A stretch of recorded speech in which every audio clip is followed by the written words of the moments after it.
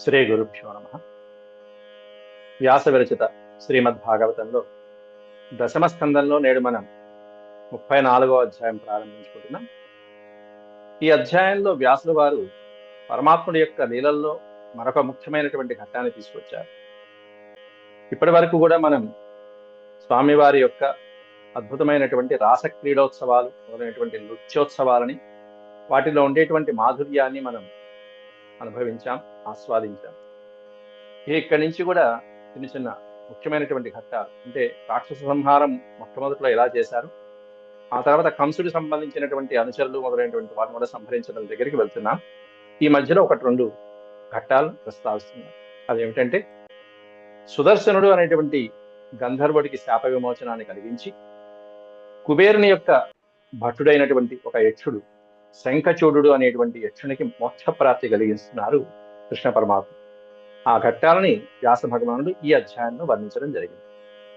ముందుగా భగవత్ ప్రార్థన ప్రారంభించుకుని ఆ తర్వాత శ్లోక పఠనాలు, శ్లోకం యొక్క ప్రతిపదార్థాలు మనం చూద్దాం.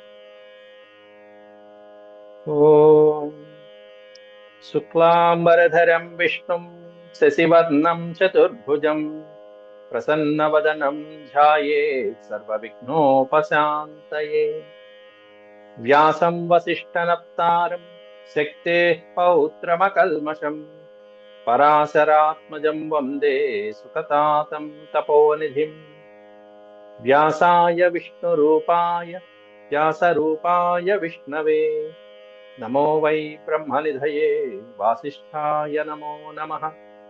నారాయణం నమస్కృత్య నరం చైవ నరోత్తమం దేవీం సరస్వతీం వ్యాసం తతో జయముదీరయే.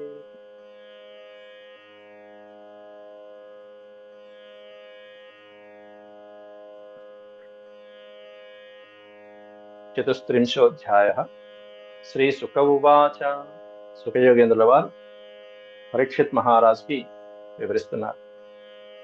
ఏకదా దేవయాత్రాయాం గోపాలా జాతు కౌతుకా అనోభిరనడుజుక్తైః ప్రయయుస్తేంబికావనం. ఏకదా దేవయాత్రాయాం ఒక పర్వదిన కాలంలో, ముఖ్యంగా శివరాత్రి పర్వదినం రోజున పరమేశ్వరుడికి చక్కటి పూజలు చేయడం కోసం అని చెప్పేసి నందుడు మొదలైనటువంటి గోపాలకులందరూ కూడా జాత కౌతుకాహ, ఎంతో ఉత్సాహంగా కుతూహలంగా జాత కౌతుకాహ వాళ్ళందరూ కలిసి ప్రయయుః అంబికావనం అనోభిః అనడుజ్యుక్తైః. అనోభిః అనడుజ్యుక్తైః. అనోభిః అనే పదం, ఈ ఒక్క పదమే కష్టమైంది ఈ శ్లోకం. అనోభిః అంటే బండి. ఎటువంటి బండి అంటే అనడుజ్యుక్తైః, ఎడ్ల చేత సమకూర్చబడినటువంటి బండి, ఎడ్ల బండి, ఎడ్ల బళ్ళు అవన్నీ కూడా మొదలైనటువంటివన్నీ కట్టుకుని గోపాలకులందరూ కూడా జాత కౌతుకాహ ఆ శివరాత్రి పర్వదినాన్ని విశేషంగా అంబికావనంలో ఉన్నటువంటి చక్కటి దేవాలయంలో పరమేశ్వరుణ్ణి, అంబికా సహితంగా ఉన్నటువంటి పరమేశ్వరుణ్ణి పూజించడం కోసం అని చెప్పేసి గోపాలకులందరూ కూడా ప్రయయుః బయలుదేరి వెళ్ళారు. అక్కడికి ఆ వనంలో ప్రవేశించారు. అంబికావనం అనేటువంటి వనంలో ప్రవేశించారు. అక్కడ ఆ శివరాత్రి పర్వదిన వాళ్ళందరూ కూడా అక్కడ గౌరీశంకరుని పూజించడం కోసం అని చెప్పేసి చేరుకోవడం జరిగింది. అక్కడ ఉన్నటువంటి సరస్వతీ నదిలో స్నానం చేశారు. తత్ర స్నాత్వా సరస్వత్యాం దేవం పశుపతిం విభుం ఆనర్చురర్హణైర్భక్త్యా దేవీం చ నృపతేంబికాం. హే నృపతే అనేది పరీక్షిత్ మహారాజుకు వాడిన సంబోధన వాచకం. ఓ మహారాజా, పరీక్షిత్ మహారాజా. తత్ర తత్ర అంటే అక్కడ, ఎక్కడ అంటే అంబికావనంలో, ఆ వనంలోనే సరస్వతీ నది ప్రవహిస్తూ ఉంది. సరస్వత్యాం స్నాత్వా, చక్కటి దివ్యమైనటువంటి తీర్థ స్నానాన్ని, సరస్వతీ నదిలో పుణ్యమైనటువంటి నదీ స్నానాన్ని ఆచరించి వాళ్ళందరూ కూడా విభుం దేవం పశుపతిం, ప్రభువైనటువంటి దేవదేవుడైనటువంటి ఆ పశుపతిని, పశువు అంటే జీవుడు, ఆ పశుపతినాథుని ఆనర్చ్య చక్కగా అర్చించి, దేంతో ఆనర్చుహు అర్హణై. అర్హణై అనే పదానికి అర్థం పూజార్హమైనటువంటి గంధ ధూప దీప నైవేద్యాలు ఏవైతే ఉంటాయో, పూజకి అర్హమైనటువంటివి ఏవైతే షోడశోపచారాలకు పనికొచ్చేటువంటి ఉపకరణాలు ఏవైతే ఉంటాయో వాటితో ఆ పశుపతినాథుణ్ణి ఆయనతో పాటుగా అంబికాం దేవీం అంబిక గౌరీదేవిని, ఆ పార్వతీదేవిని, పార్వతీ సహితంగా ఉన్నటువంటి పరమేశ్వరుని అక్కడ చక్కటి భక్తితో భక్త్యా ఆనర్చు, ఎంతో భక్తిగా వీళ్ళందరూ గోపాలకులందరూ కూడా నందాది గోవ్రజం వాసులందరూ కూడా అక్కడికి వెళ్ళి తీర్థస్నానం ఆచరించి పరమేశ్వరుని, జగజ్జనని అయినటువంటి పార్వతీదేవిని గంధ పుష్పాలతో పూజా ద్రవ్యాలతో చక్కగా భక్తి శ్రద్ధలుగా పూజించడం జరిగింది. ఆ రోజు చక్కగా పుణ్యమైనటువంటి రోజు శివరాత్రి కాబట్టి పరమేశ్వరుడికి ప్రీతి చెందేట్టుగా వాళ్ళు చేయవలసినటువంటి పుణ్యకార్యాలన్నీ చేస్తున్నారు. అక్కడ ఏం చేస్తున్నారయ్యా అంటే దానాలు, ఇవ్వవలసినటువంటి దానాలు ఏవైతే ఉన్నాయో అవన్నీ చేస్తున్నారు. గావో హిరణ్యం వాసాంసి మధు మధ్వన్నమాదృతా బ్రాహ్మణేభ్యో దదుః సర్వే దేవో నః ప్రియతామితి. దేవః నః ప్రియతాం ఇది. భగవంతుడు సంతోషించేటువంటి విధంగా, అంటే భగవంతుడికి ఏం చేస్తే ప్రీతికరమో ఆ విధంగా ప్రియతాం నః. నః అంటే మమ్మల్ని ఆ పరమేశ్వరుడు అనుగ్రహించుగాక. అట్లా అనుగ్రహించాలంటే ఏం చేయాలి? గోవుల్ని పూజించాలి, గోదానం చేయాలి, బ్రాహ్మణుల్ని రక్షించాలి. గావో హిరణ్యం వాసాంసి, గోవులని, బంగారాన్ని, ఐశ్వర్యాన్ని, సంపదని, వాసాంసి శుభ్రమైనటువంటి వస్త్రాలని, మధువు తేనె మొదలైనటువంటి చక్కటి శుభకరమైనటువంటి ద్రవ్యాలని, అలాగే పాయసాన్నము, అన్నము మొదలైనటువంటివన్నిటినీ కూడా బ్రాహ్మణేభ్యో దదుహు అంటే దానం చేయడం. అర్హమైనటువంటి బ్రాహ్మణోత్తముల్ని తీసుకుని అక్కడ ఆ బ్రాహ్మణోత్తములకి ఇగో పైన చెప్పినటువంటివన్నిటినీ కూడా దానం చేశారు అక్కడ వెళ్ళినటువంటి గోపాలకులు, నందాది గోపాలకులందరూ కూడా. బ్రాహ్మణులకి ఇవ్వవలసినటువంటి చక్కటి పాడి ఆవులు, దూడలతో కూడుకున్నటువంటి చక్కటి పాడి ఆవుల్ని దానం చేశారు. బంగారాన్ని, నూతన వస్త్రాలని, తేనెలను, అలాగే పాయసాలని సాధారణంగా వినయ విధేయతలతో చక్కగా వాళ్ళందరూ దానాలు చేశారు. కాబట్టి పర్వదినం రోజున మనం శుభ్రంగా శుచిగా తీర్థస్నానం ఆచరించడము, మన పూజాది కార్యక్రమాలు, సంధ్యావందనాలు మొదలైనటువంటి పూర్తి చేసుకుని దైవ కార్యాలను భగవంతుణ్ణి అర్చించి ఈ విధమైనటువంటి దాన ధర్మాలను చేస్తూ ఉంటే భగవంతుడు ఆ పర్వదినం రోజు మరింత ప్రీతి చెందుతూ ఉంటాడు. ఆ రోజు శివరాత్రి కాబట్టి చక్కటి పుణ్య కాలక్షేపాలతో, పురాణ కాలక్షేపాలతో వాళ్ళందరూ కూడా అక్కడే నివసించారు. ఆ నదీ తీరంలోని తీర్థ స్నానంలో, ఆ దేవాలయం ప్రాంతంలో. ఊషు సరస్వతీ తీరే జలం ప్రాస్య ధృతవ్రతాః రజనీం మహాభాగ నంద సునందకాదయః. నంద సునందక ఆదయ, ఆది అంటే మొదలైనటువంటి వాడు.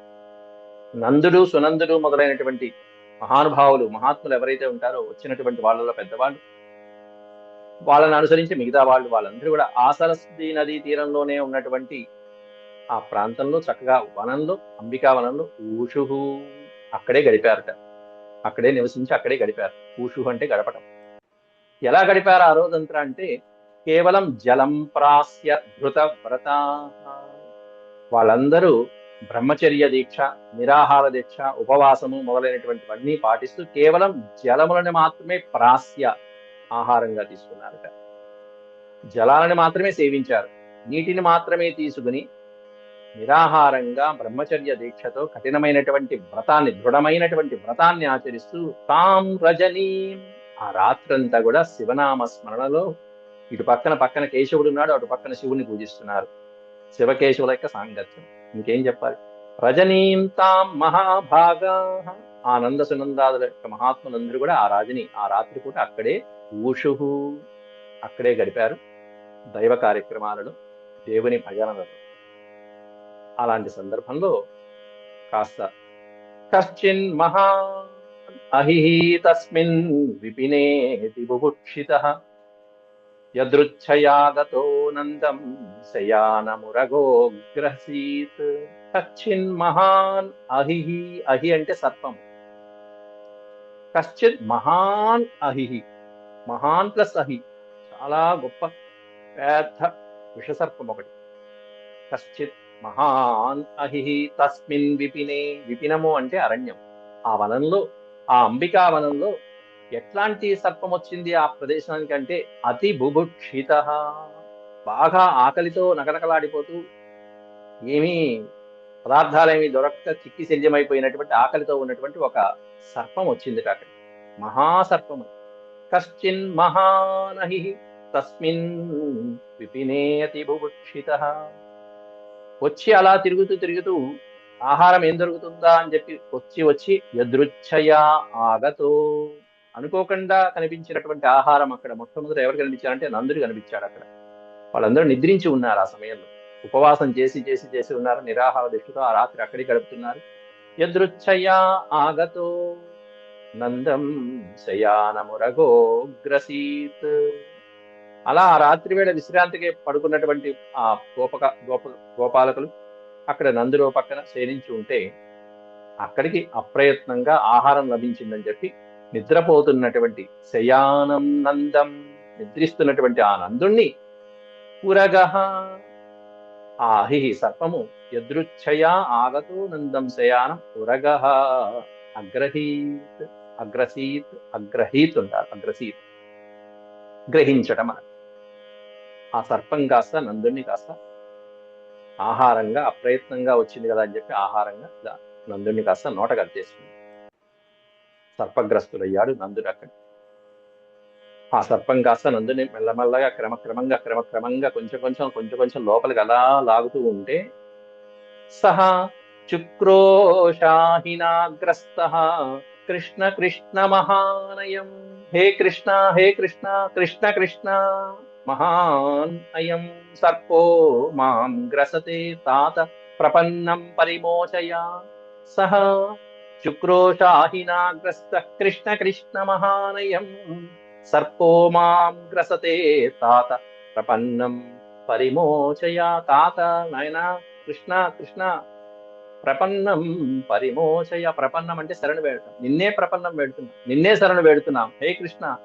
ఈ సర్పం ఎలా ఉంది? మహాన్ అయం సర్ప. ఈ పదాన్ని విడదీస్తే మహాన్ అయం సర్ప, అయం సర్ప మహాన్ సర్ప. ఈ సర్పం ఉంది చూసావా, ఎంతో పెద్ద ఆకారాన్ని ధరించినటువంటి మహాసర్పం లాగా ఉంది అంటూ ఆ నోట పరిచేసింది నందుడి కాస్త. చుక్రోష అహినాగ్రస్త, అహి అంటే సర్పము, సర్పము చేత పట్టుకోబడిన, సర్పము చేత గ్రహించబడినటువంటి ఆ నందుడు సహ చుక్రోష, క్రోషము అంటే ఆక్రోషం, చుక్రోష పెద్దగా బిగ్గరగా ఆక్రందన చేస్తున్నాడు, అరుస్తున్నాడు. ఏమని అరుస్తున్నాడు? రక్షించే నాదుడు ఎవరున్నాడు అక్కడ? ఇంకా కృష్ణుడు తప్ప ఇంకెవరు లేరు కదా వాళ్ళందరికీ. కాబట్టి ఆర్తత్రాణపరాయణుడైనటువంటి శ్రీకృష్ణ పరమాత్ముని వేడుకుంటున్నాడు అక్కడ. కృష్ణ కృష్ణ మహానయం సర్పో మాం గ్రసతే, మాం గ్రసతే, అది కాస్త నన్ను పట్టుకుంది కృష్ణ అంటూ కన్న తండ్రి కృష్ణుడి కోసం తాపత్రయపడుతూ తాత ప్రపన్నం, ప్రపన్నం రక్షించవయ్యా, పరిమోచయ విడిపించు, దీని బారి నుండి నన్ను విడిపించు కృష్ణ, రక్షించు కృష్ణ అంటూ అరుస్తున్నాడు తండ్రి అయినటువంటి నందుడు. వెంటనే ఆ ఆక్రందనికి అందరూ నిద్రలేచారు. పక్కన ఉన్నటువంటి వాళ్ళు కాస్త వెంటనే అక్కడ నిద్రపోతున్నప్పుడు పెట్టుకునేటువంటి కాగడాలు ఏవో ఉంటాయి కదా, ఆ జ్వాలలతో వెలిగించినటువంటి కాగడాలు, కర్రలు మొదలైనటువంటివన్నీ ఉన్నాయి. తస్య చాక్రందితం శ్రుత్వా గోపాలా సహసోత్థితా గ్రస్తం చ దృష్ట్వా విభ్రాంతా సర్పం వివ్యధురుల్ముఖైః. తస్య చ ఆక్రందితం శ్రుత్వ, ఆ ఆక్రందన వినేటప్పటికీ, నందుడు చేసినటువంటి ఆక్రందన వినేటప్పటికీ గోపాలా సహసా ఉత్థిత, ఉత్థిత అంటే ఉత్థానం అంటే లేవటం, సహసా ఉత్థిత వెంటనే ఉలిక్కిపడి లేచి ఏం జరిగిందో చూసేటప్పటికీ నందుడి కాస్త సర్పం లోపలికి వెళ్ళిపోతున్నాడు. గ్రస్తం చ దృష్ట్వా, అలా గ్రహించబడినటువంటి ఆ నందుడిని చూసి, ఆ పామును చూసి విభ్రాంత గోపాల, గోపాలకులు ఆశ్చర్యంతో ఒక్కసారిగా సర్పం వివ్యధు ఉల్ముకై, ఉల్ముకై, ఉల్ముకై అంటే మనకి ఆ కొరివి కర్రలు ఉంటాయి, ఏవైతే ఉంటాయో ఆ జ్వాలతో వెలిగించినటువంటి దివిటీలు అంటారు కదా, వాటితో ఇక దాన్ని పట్టుకుని ఆ కర్రలతోనూ ఆ దివిటీలతోనూ వివ్యధు, వివ్యధు అంటే కొట్టడం, ఆ సర్పం నందుణ్ణి విడిచిపెట్టేదాకా కొడదామని చెప్పి దాన్ని కొడుతూనే బాధిస్తుంది. ఎంత కొట్టినా ఏం ప్రయోజనం లేదు, ఏం చేసినా ఏం ప్రయోజనం లేకుండా.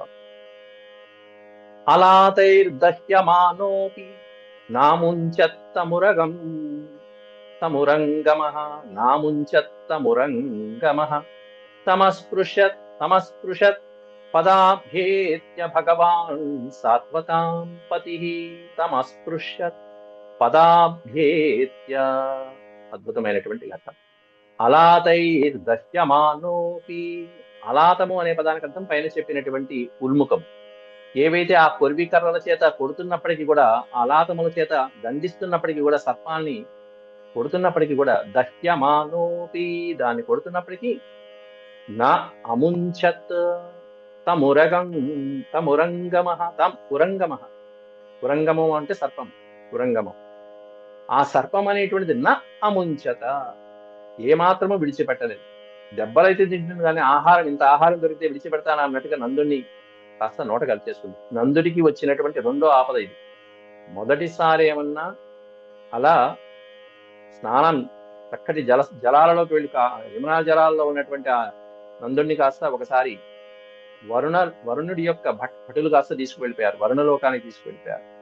ఇది రెండో ప్రమాదం, నందుడికి వచ్చినటువంటి రెండో ప్రమాదం. అక్కడ కూడా వరుణలోకానికి వెళ్ళిపోయినటువంటి తండ్రిని శ్రీకృష్ణ పరమాత్ముడు అక్కడికి వెళ్ళి వరుణుడి చేత పూజలు అందుకుని తన తండ్రిని విడిపించుకొని వచ్చేశాడు. ఇక్కడేమైనా ఒక సర్పం, అలాతైర్దహ్యమానోపి నాముంచత్తమురంగమః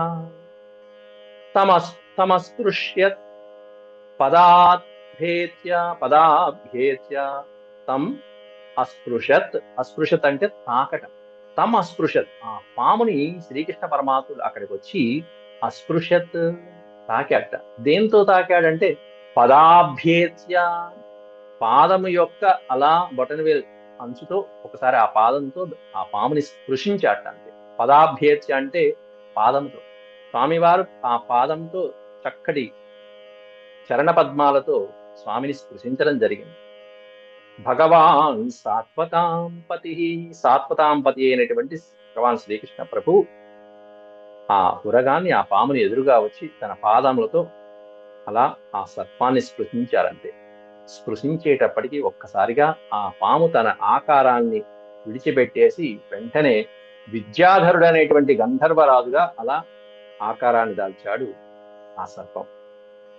ఇట్లా పాదస్పర్శ చేత ఏ విధంగా ఆకారం మారిపోయి సర్పరూపాన్ని వదిలిపెట్టేసి వేరే రూపం ధరించిందో, ఇది రామాయణాన్ని కూడా మనం తీసుకోవచ్చు. రామాయణంలో కూడా శ్రీరామచంద్రుల వారి యొక్క పాద ధూళి సోకి ఏ విధంగా అహల్యగా స్త్రీగా మారిపోయిందో ఆ ఘట్టం కూడా ఇక్కడ మనకి మనసులో స్ఫురించుకుంటే రామకృష్ణులిద్దరికీ నమస్కారం చేసుకోవచ్చు ఒకసారి. సవై భగవత శ్రీమత్ పాదస్పర్శహతా శుభః భేజే సర్పవపుర్హిత్వా రూపం విద్యాధరార్చితం. సవై భగవతః శ్రీమత్ చక్కటి ఆ భగవంతుడి యొక్క పరమ పావనమైనటువంటి, అది కూడా ఎట్లాంటి పాదపద్మాలు, స్పర్శహత అశుభ.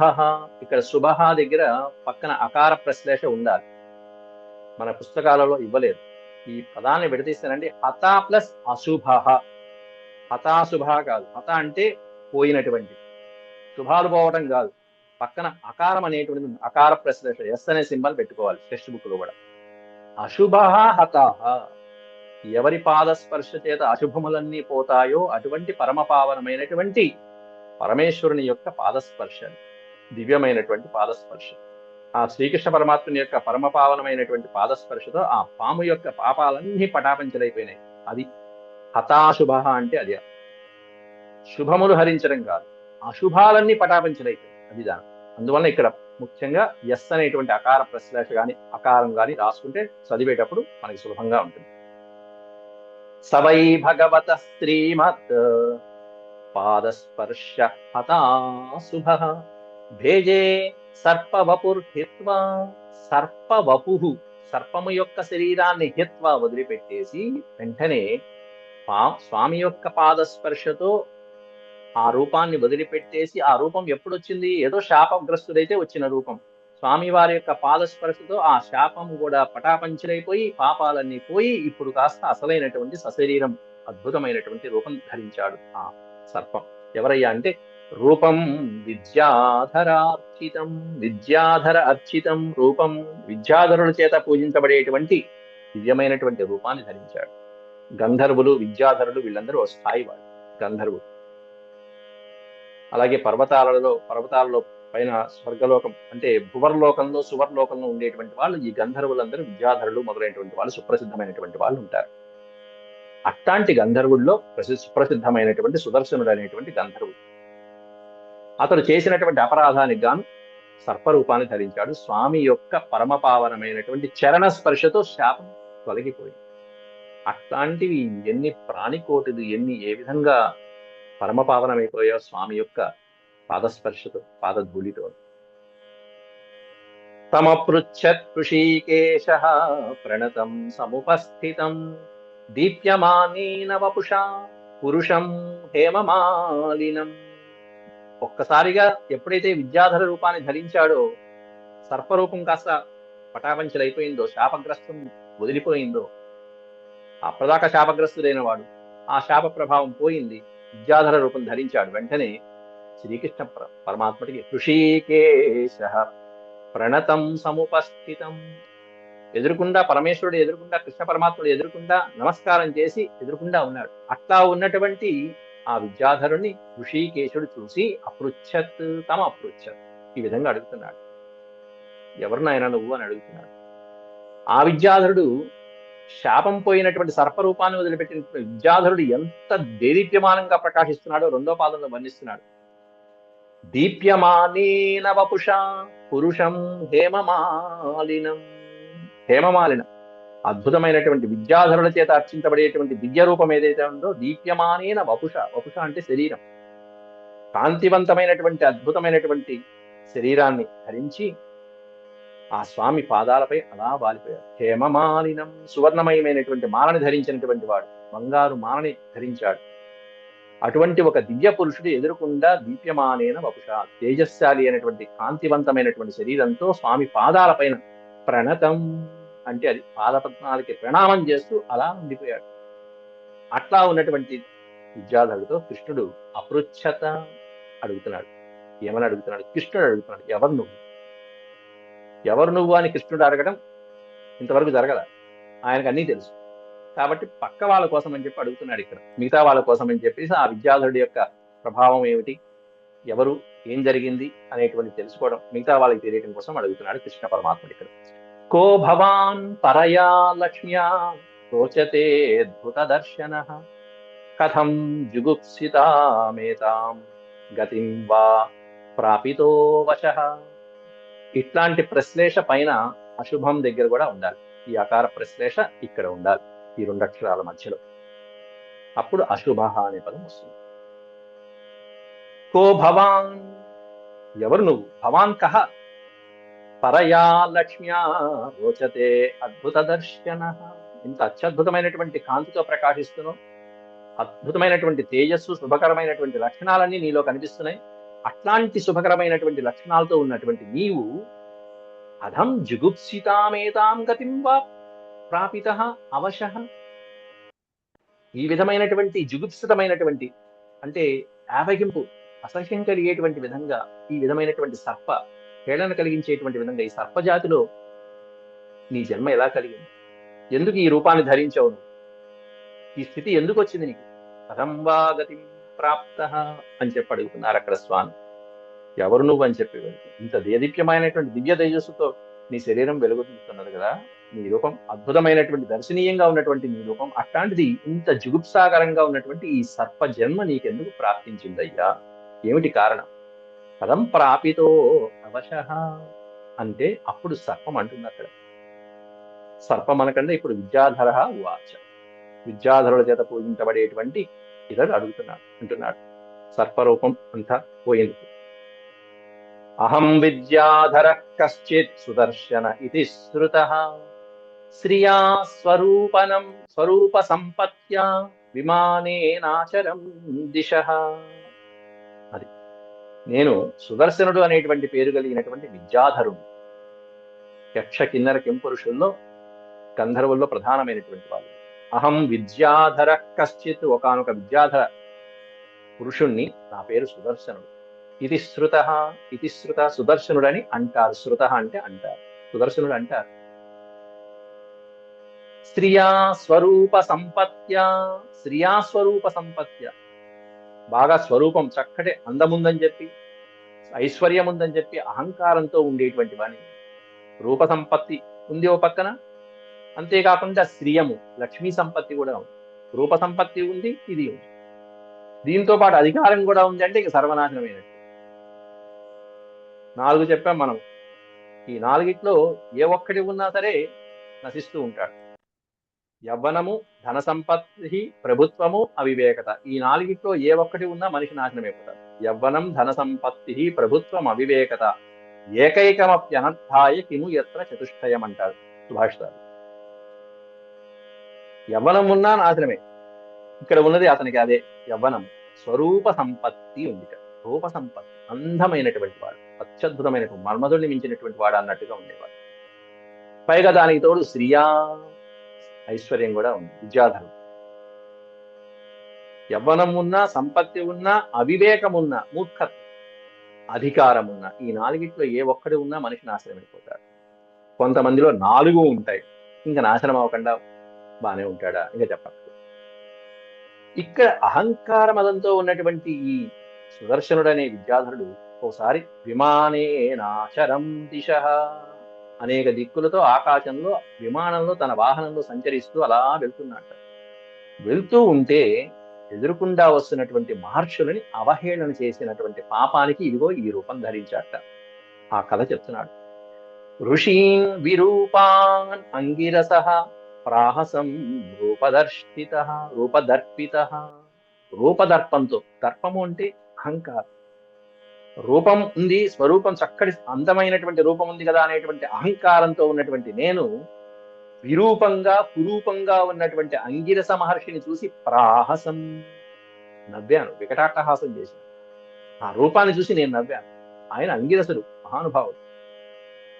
ఋషీన్ విరూపాన్ అంగిరస ప్రాహసం రూపదర్పిత, తైరిమాం ప్రాపితో యోనిం ప్రలబ్ధై స్వేన పాప్మన, స్వేన పాప్మన. ఆ సౌందర్యాతిశయంతో గర్వితుడై ఉన్నటువంటి నేను కాస్త ఆ కురూపంగా వికటమైనటువంటి రూపంతో ఉన్నటువంటి అంగిరస ఋషులను అన్నాడు అక్కడ. ఋషులను, ఋషీన్ అనేది బహువచనం. అంటే అంగిరసుని యొక్క గోత్రంలో పుట్టినటువంటి వాళ్ళందరూ ఆంగిరసులే.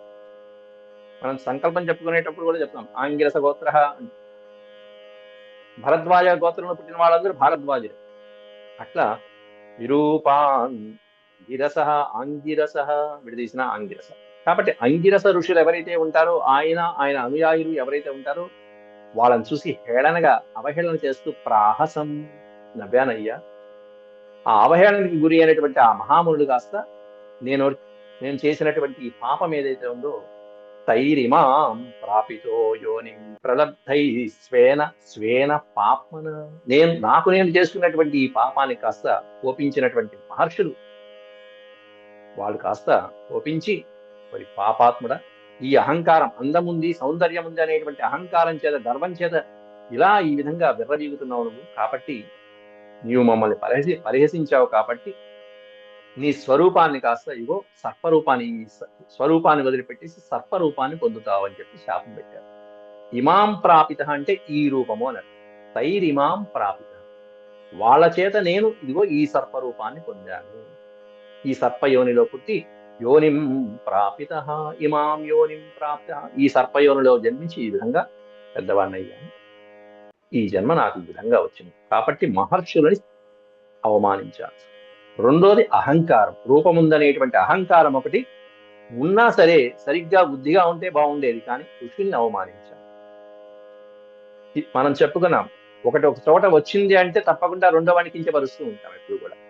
అహంకారం ఒకటి మనలో అహం వచ్చింది అంటే పక్కవాడిని కించపరచడం అనేది తప్పకుండా ఉంటుంది. అదే జరిగింది ఇక్కడ కూడా. వెంటనే అయితే వాళ్ళు ఇచ్చినటువంటి శాపం అనేటువంటిది నాకు వరంలాగా ఈరోజు నీ పాదస్పర్శతో ఇంకా మించినటువంటి తేజస్సు వచ్చింది ప్రభు. నీ పాదస్పర్శకి అనుగ్రహం దక్కింది నాకు, కాబట్టి నేను ఇది శాపంలాగా అనుకోవట్లేదు, వరంలాగా అనుకుంటున్నానని ఆనందపడిపోతున్నాడు ఆ పాపం అభాగ్యుడు సుదర్శనుడు.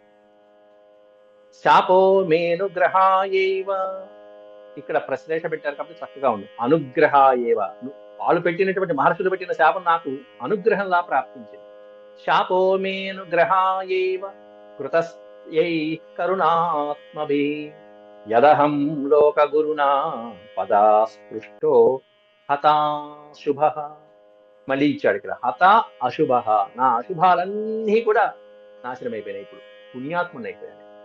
ఎప్పుడైతే పాపాలు పటాపంచలైపోయినాయో హత అశుభ, అశుభాలన్నీ కూడా నాశనమైపోయినాయో ఇప్పుడు నాకు ఏమైంది, శుభాలు కలిగినాయి. అందువల్ల ఇంత గొప్ప వర్చస్సు వచ్చింది, అందులోనూ నీ పాద స్పర్శ కలిగింది. యదహం లోక గురునా పదా స్పృష్టో, నీ పాదము యొక్క తాకిడికి నేను గురయ్యాను కాబట్టి ఇంతటి తేజస్సు, ఇంత పావనత్వము నాకు వచ్చింది, పవిత్రత వచ్చింది స్వామి. లేకపోతే నేను ఆ గంధర్వుడిగా విద్యాధరుడిగా నేను అక్కడే ఉండుంటే నీ పాదస్పర్శ నీ అనుగ్రహ భాగ్యం నాకు లభించేది కాదు. కాబట్టి కరుణా